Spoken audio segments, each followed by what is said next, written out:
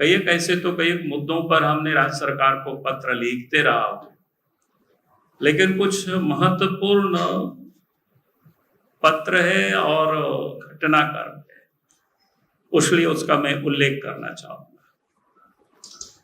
एक तो आप सब लोगों के संज्ञान में है पत्थर चोरी का मामला। उस साहेबगंज में इलीगल तरीके से पत्थर का उत्खनन होते रहा, इलीगल ढुलाई भी होते रहा, इलीगल घाटों से भी ढुलाई होते रहा। समय छोड़ करके कुछ समय पर भी, अर्थात रात में जहां ट्रांसपोर्टिंग करना अलाउ नहीं था पानी की जहाज से, वहां रात में भी चलता था। और हमारे पास जो सूचना थी कि कभी भी वो दुर्घटनाग्रस्त हो सकता है, और इसको लेकर के मैंने राज्य सरकार को, राज्य के मुख्यमंत्री को पत्र लिखा।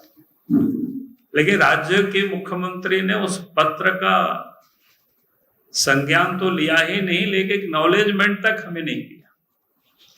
और पत्र लिखने के बाद 1-1.25 साल के बाद घटना यानी दुर्घटना हो गई।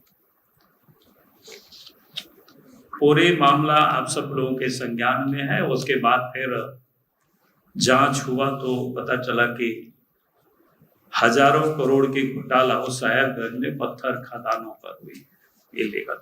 अभी भी जांच चल रहा है, कई लोगों के ऊपर केस है।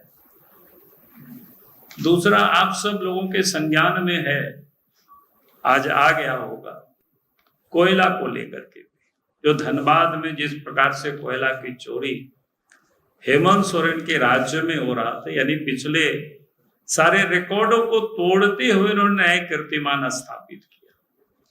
इसको कह सकते हैं बेहताशा कोयला की चोरी। और कोयला की चोरी मैं कहूंगा कि सरकारी संरक्षण में हुआ, और किस प्रकार से सरकार के संरक्षण में हुआ, सरकार ने किस प्रकार से वहां पर जो दागी अफसर थे, कमचोर का तो नहीं बल्कि चोरी करने वाला जो सरकार या डकैत कह सकते हैं, इस प्रकार के अफसरों को वहां पर पदस्थापित किया गया। आप सबको ध्यान में है कि उस समय कई एक बार हमारे पार्टी की ओर से धरना प्रदर्शन हुआ धनबाद में, हम खुद भी गए थे और मैंने वहां भी कहा था लोगों से, और संभवतः इस हॉल में भी कई एक बार मैंने आप सब लोगों के समक्ष प्रेस को भी संबोधित किया है, और राज्य के मुख्यमंत्री को बजाबता मैंने पत्र भी लिखा था। एक एसपी हुआ करते थे पलामू में, और पलामू में जब वो एसपी हुआ करते थे, वहां एक बड़ा ऐसा घटना जो हृदय विदारक दर्दनाक घटना, एक बिहार के परिवार थे जो छत्तीसगढ़ में उनका बेटे रहते हैं, और वहां से लौट रहे थे और गाड़ी सहित उसको अपहरण कर लिया गया, वो बुजुर्ग भी और ड्राइवर भी। और उसके बाद उनके बेटा को टेलीफोन किया गया कि भाई आप पैसा दीजिए, नहीं तो आपके पिताजी को हम लोग मार देंगे। फिर वो बेचारा दौड़े दौड़े आए, पलामू के एसपी से संपर्क किए, एसपी ने आश्वासन भी दिया, और फिर किसी प्रकार से जो अपराधियों ने पैसा मांगा था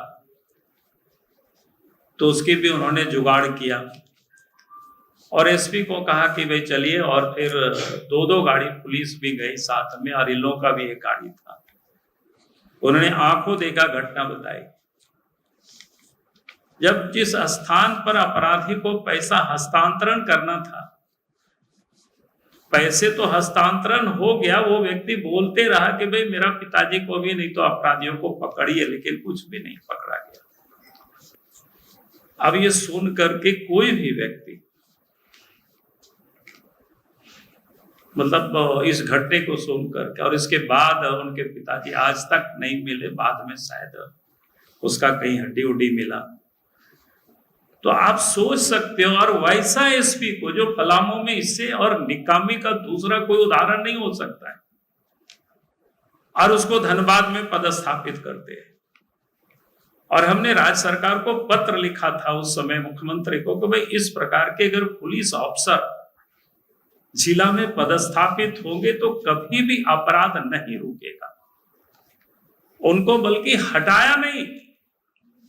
जब उनके बैच की कई लोगों का प्रमोशन हुआ तो उनको प्रमोशन नहीं दिया गया, क्योंकि प्रमोशन हो जाएगा तो वहां से दूसरा जगह जाना पड़ेगा, एसपी पोस्ट उसको छोड़ना पड़ेगा, इसलिए वहीं पर रहा। उसके बाद भी मैंने इस बात को सार्वजनिक रूप से कहा कि भाई क्या हो रहा है राज्य में,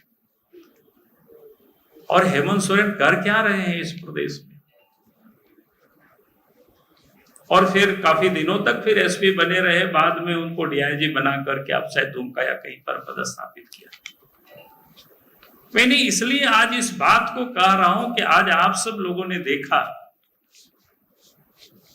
रांची के हाई कोर्ट में उस पर एक केस था कि पूरे मामले की सीबीआई जांच होनी चाहिए, क्योंकि वहां कोयला की चोरी सरकार पदाधिकारियों के संरक्षण में हो रहा है। और आज मुझे प्रसन्नता है, मैं हाईकोर्ट को बधाई देना चाहूंगा, क्योंकि हम सब लोग आवाज उठाते रहे, राज्य सरकार ने तो कभी भी उसकी जांच की, कभी उन्होंने कोई कदम नहीं उठाए, बल्कि ऐसे अपराधी में जो शामिल अफसरों को बिठा करके रखा। राज्य हाईकोर्ट ने उसकी सीबीआई जांच की अनुशंसा की, जानकारी मिल रही है, तो इससे बड़ी प्रसन्नता है, हाईकोर्ट को मैं बधाई दूंगा।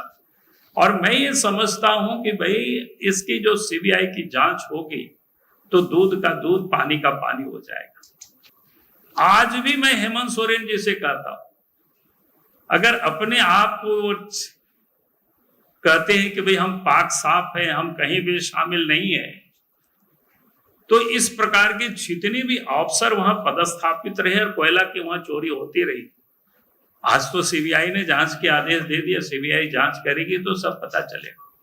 लेकिन आज भी उनको कार्रवाई कर देना चाहिए, ऐसे लोगों को सस्पेंड कर देना चाहिए, उनके ऊपर एफआईआर लॉन्च कर देना चाहिए। और नहीं तो यही माना जाएगा कि इस कोयला की लूट में, इस चोरी में हेमंत सोरेन की संलिप्तता है। और जब मैं कहता हूं कि हेमंत सोरेन की संलिप्तता है चोरी में, तो उसको बड़ी चोट आता है। पिछले दिन आप सबने देखा कि रांची के कहां आधा दर्जन के थाना में मेरे विरोध में एफआईआर कर दिया। आप सबने देखा, आज मैंने अखबार में, किसी अखबार में मैंने पढ़ा कि जमशेदपुर के कोई मानगो थाना में भी शायद हमारे ऊपर एफआईआर कर दिया। फिर कोई बात नहीं, हेमंत सोरेन की तो आदत ही यही है। पहले भी आप सब लोगों ने देखा, जो सरकार के विरोध में, चाहे मीडिया के लोग हो, चाहे प्रिंट मीडिया हो, चाहे इलेक्ट्रॉनिक मीडिया हो, जो लोग सरकार के विरोध में लिखता है, सरकार के विरोध में दिखाता है, सरकार के विरोध में बोलता है, वैसे लोगों के ऊपर केस भी करते हैं, जेल में भी डालते हैं। ऐसे कई एक लोग हैं, मैं किसी का नाम नहीं ले रहा हूं, आप सब लोग समझदार लोग हैं, सब समझते ही। तो सरकार किस प्रकार से पुलिस प्रशासन को टूल्स की तरह यूज करते हैं, उपयोग करते हैं,